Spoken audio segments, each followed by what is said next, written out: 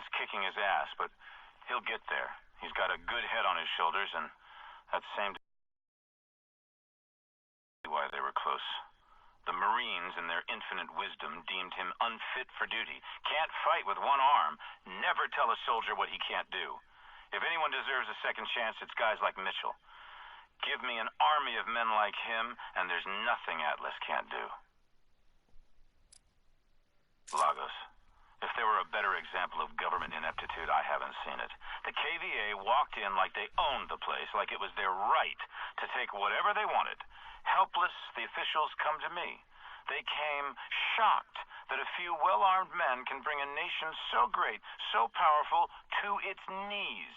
What sort of men are they? They ask. I tell them they are simply men who are willing to do whatever it takes to achieve their goals, without emotion, without bias. And once you understand this most basic of facts, you have everything you need.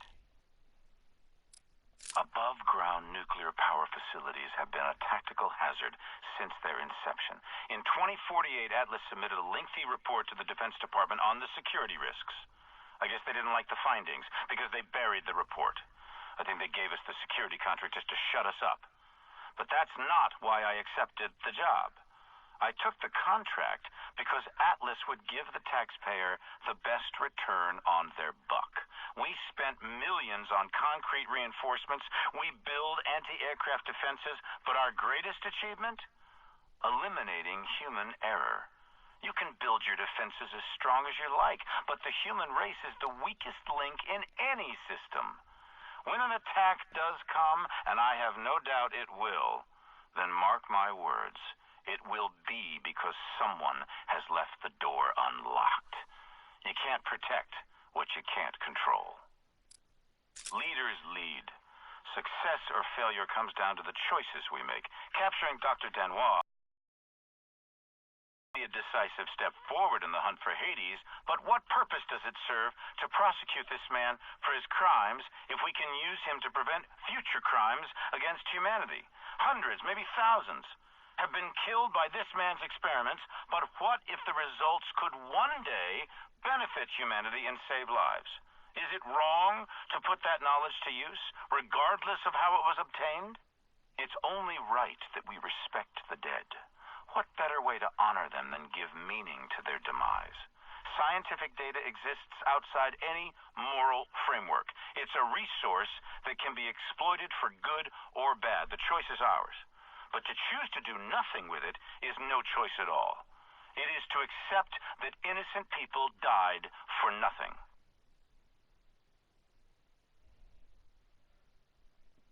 A mission of this scale is a serious endeavor in the best of circumstances. Operating in the middle of a busy tourist destination is, without doubt, extremely risky. But the risk is the key to our success. Hades has gambled on our humanity. No government can survive the public outcry if hundreds of innocent tourists are killed in a botched mission. Hades knows this. But we're not the government, and our power does not come from popular mandate. The government could have stopped us, the United Nations could have stopped us, but they didn't.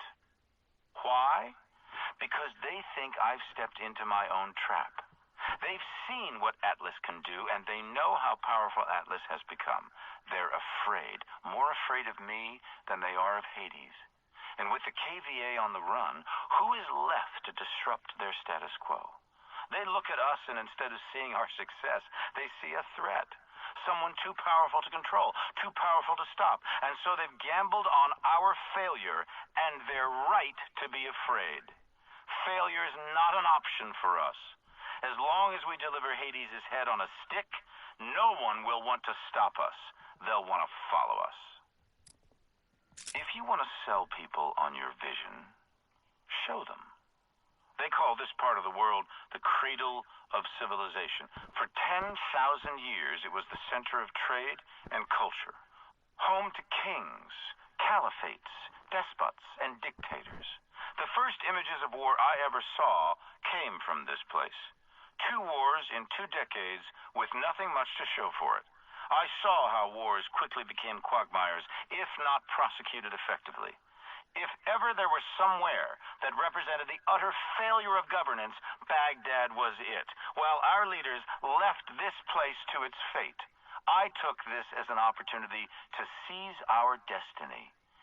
50 years of rot, and we rebuild it in 5. Now, New Baghdad is more than just a thriving city. It's a symbol of what's to come.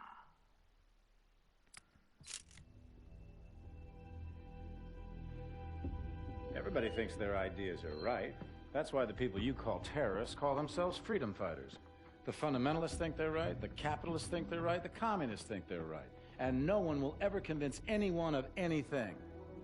And all these honorable men lecturing the world from the floors of Congresses and parliaments whose time has long since passed refuse to admit, publicly at least, ideas don't determine who's right.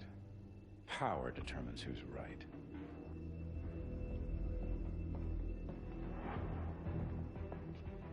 And I have the power, so I'm right.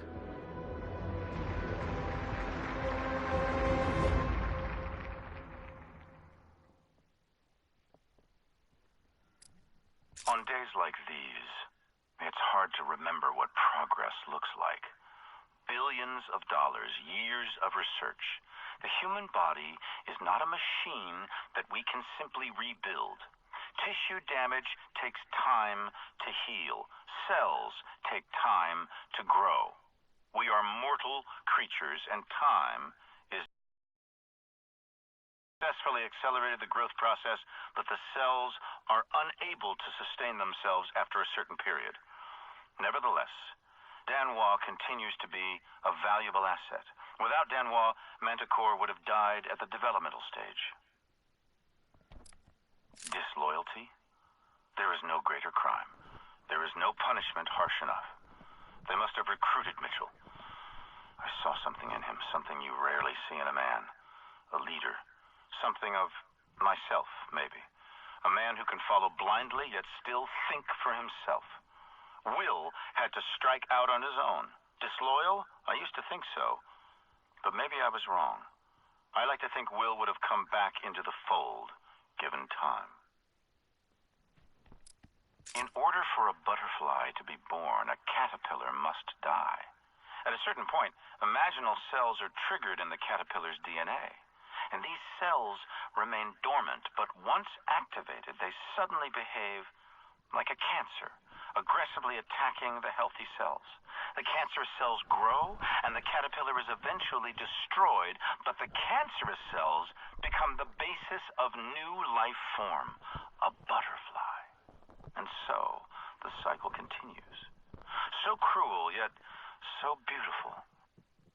Our greatest advances can equally lead to our destruction. Manticore is the fork in the road. One path leads to death, a weapon more powerful than anything before it, and the other to life, the regeneration of human cells, the conquest of death itself, immortality.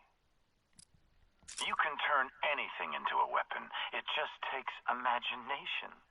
Some of the most successful military campaigns succeeded simply because no one ever imagined